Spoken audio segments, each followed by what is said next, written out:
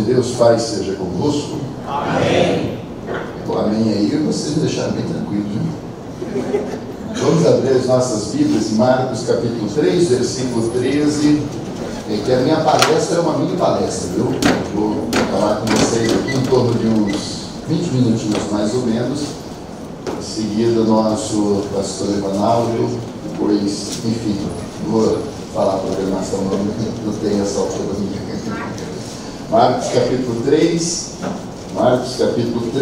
nós vamos ler a partir do versículo 13, e rapidamente eu quero nessas poucas palavras trabalhar algum princípio de teologia da vocação e dizer que é exatamente a partir desse texto que eu acredito que a gente consiga estabelecer base para viver uma vida segundo o propósito de Deus. Marcos capítulo 3, a partir do versículo 13. Então, a minha fala é a teologia da vocação, que funciona, portanto, como instrumento para a superação das adversidades, das dificuldades que a gente vai encontrar aí ao longo da vida. Marcos 3,13, podemos ler? E tornou a sair para o monte, aliás, 3,13, deixa eu pegar uma tradução mais rápida aqui.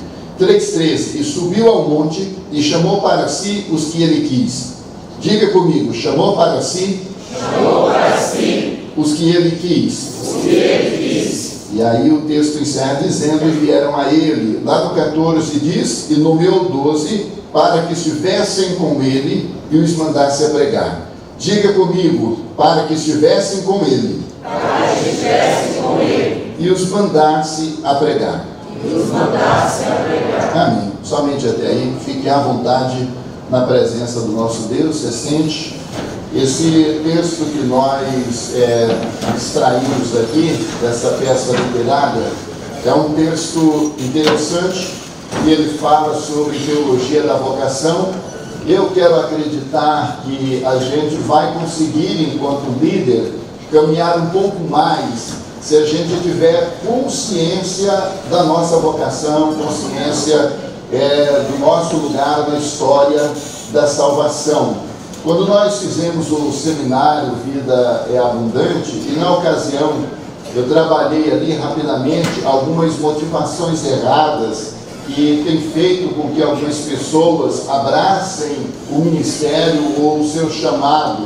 E se a gente começar com uma motivação errada, então nada, absolutamente nada, nos dará garantia de que a gente conseguirá desempenhar uma liderança saudável e transformadora. Então, um fórum como esse, queremos parabenizar já o pastor Emerson e toda a sua liderança, pela iniciativa, parabenizar a você que tirou tempo para estar aqui com a gente e aprender um pouco mais a respeito da palavra de Deus e discutir esse tema liderança com ênfase em superação.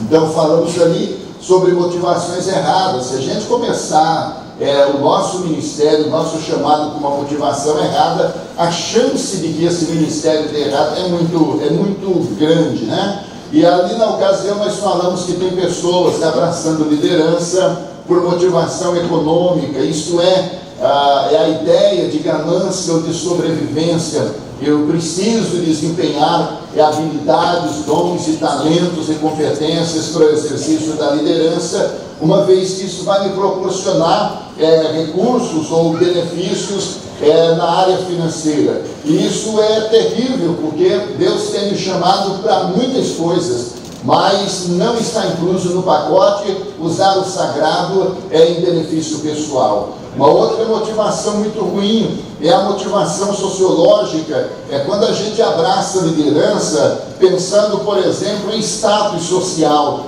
Nesse caso, busca-se no exercício de uma liderança dignidade ou ascensão social. Então, nós temos aqui uma ideia equivocada.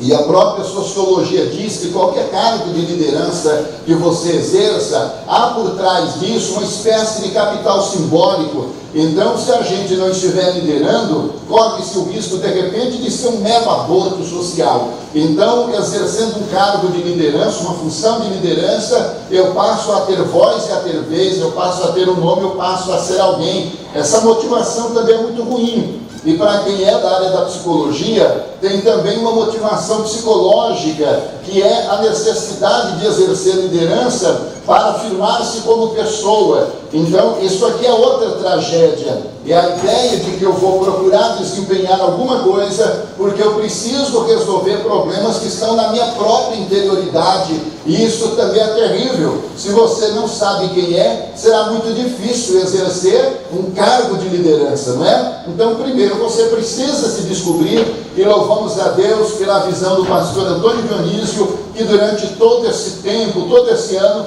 tem nos dado a oportunidade de repensar a nossa identidade, descobrir qual é o nosso propósito, afinal, por que nós estamos aqui, o que Deus quer com a gente, não é assim? E o que a gente também quer com Ele, não é isso? Então, essa motivação psicológica é terrível. E, finalmente, tem o problema da motivação teológica ou religiosa, que é abraçar a liderança como se fosse um senso de obrigação.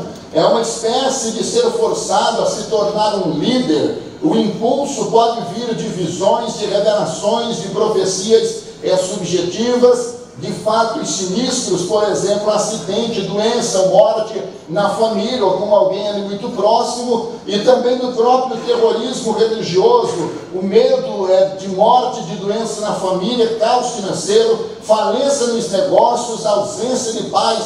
Então, quando alguma coisa começa a dar errado, não é incomum chegar alguém para dizer: olha, é Deus te chamando para a obra. É Deus te chamando para exercer um cargo de liderança, alguma coisa assim, não é? Então é quando a vida está desmoronando que esse terrorismo religioso pode se tornar um problema para nós. Pelo que eu ouvi, pastor Alain Brizotti dizendo na palestra do seminário Líderes que Influenciam Gerações, nós não vamos abraçar a nossa vocação, nosso chamado, porque a nossa vida está desmoronando. Vamos abraçar porque há um Deus no céu nos chamando para isso, e nós temos consciência do nosso papel na história da salvação. Amém?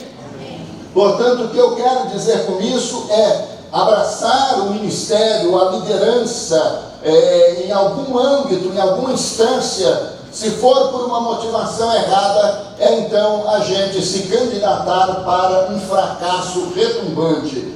Pastor, se é assim, então eu quero entender quais são os princípios, quais são os valores da palavra de Deus, para que eu então desempenhe o meu papel de liderança na minha comunidade de fé, com os meus liderados, com os jovens que lá estão, de maneira que eu consiga ser um instrumento de bênção. Então vamos à Bíblia e permitamos que ela, nesses, eu creio que uns 10 minutinhos que temos, nos aponte alguma pista. Retomemos lá o texto de Marcos capítulo 3, versículo 13. A Bíblia está no jeito aí? Bora tirar a poeira dessa Bíblia? Aleluia, glória a Deus. Então vamos lá, Marcos 3, 13. O texto começa dizendo que Jesus chamou para si. Quem? Aqueles que ele quis. Muito bem. Então nós temos aqui, pastor Emerson, a primeira questão, o primeiro princípio para que a nossa liderança seja abençoada: chamado, né? O texto não abre dizendo que Jesus fez o quê? Me ajuda, gente. Jesus chamou. Se ele chamou, o que tem aí? Chamado, não é? Chamado. Então veja bem, quem é que chama? Jesus. Esse é o primeiro ponto. Deus vai até usar pessoas que estão ao nosso redor, a liderança pastoral, os líderes de departamentos, enfim, mas eu preciso ter consciência que quem me chamou primeiro foi quem? Quem foi que te chamou? Pergunta para quem está do seu lado: quem foi que te chamou? Essa é a primeira coisa que você tem que entender no exercício da sua liderança. Primeira coisa. Se você estiver fazendo qualquer coisa e não tiver a convicção de que Ele o chamou, você é um forte candidato a desanimar com as primeiras pancadas, com as primeiras decepções, com as primeiras frustrações que você encontrar. Então, quem é que te chamou? Deus. Aleluia, glória a Deus. Agora, continuemos o texto. O primeiro princípio é a chamada. O segundo princípio que eu aprendo aqui é a comunhão. Porque o texto diz assim: Ele chamou para si, não é isso?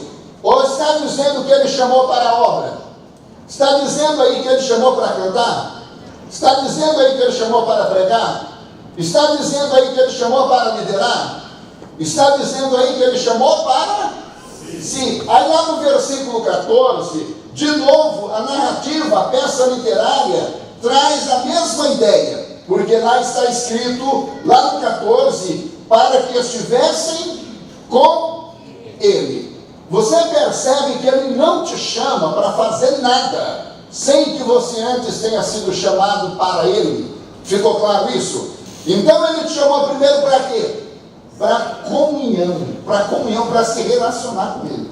A tragédia da nossa geração é pensar que ele nos chamou primeiro para a obra. E com isso nós vamos desenvolvendo um psiquismo doentio nas nossas lideranças, porque a gente acha que tem que trabalhar o tempo inteiro, essa maluquice. Não temos tempo nem para viver, de tão engajados que estamos na obra dele. Agora, ele está nos ensinando que ele chamou para si. Quem não tem tempo para estar com ele, então não terá tempo para exercer uma liderança transformadora. Portanto, nunca se esqueça disso. Primeiro você foi chamado para ele. Está claro isso? Está claro isso? Ele chamou para si aqueles que ele quis, para que estivessem com ele. Um terceiro princípio que eu aprendo aqui é que ele chamou aqueles que a liderança religiosa da época mandou. Foi assim? Ou ele chamou para si aqueles que ele quis. O que nós temos aqui? Soberania. Então olha que coisa interessante. Para a salvação, ele chama a todos. João diz que Deus amou o mundo de tal maneira que deu seu Filho unigênito para que todo aquele que nele crê não pereça, mas tenha a vida. Então, para a salvação, Deus quer salvar a todos. É Pedro quem diz que ele quer, que todos se arrependam. Agora, para trabalhar, ele escolhe com quem ele quer trabalhar. Não é assim? Para a salvação, todo mundo. Mas para trabalhar para ele, ele escolhe aquele que ele quer. Você já parou para pensar nisso? Eu acho que é um princípio libertador. Por que você está aqui nessa manhã? Porque ele quis. E por que não outra pessoa? Eu não sei. Por que você? Porque ele quis. Porque a gente é melhor que os outros. Temos mais habilidades, mais recursos, somos os mais inteligentes, é isso? Não, gente, é por uma simples razão. Ele quis você. Pode dizer para a pessoa que está do seu lado isso? Diga para ela, ele quis você. Ele quis você. Então faça o melhor que você puder. Eu acho esse princípio também extraordinário, gente. Estamos aqui porque ele quis. Mas tem aqui um quarto princípio, eu já estou encerrando.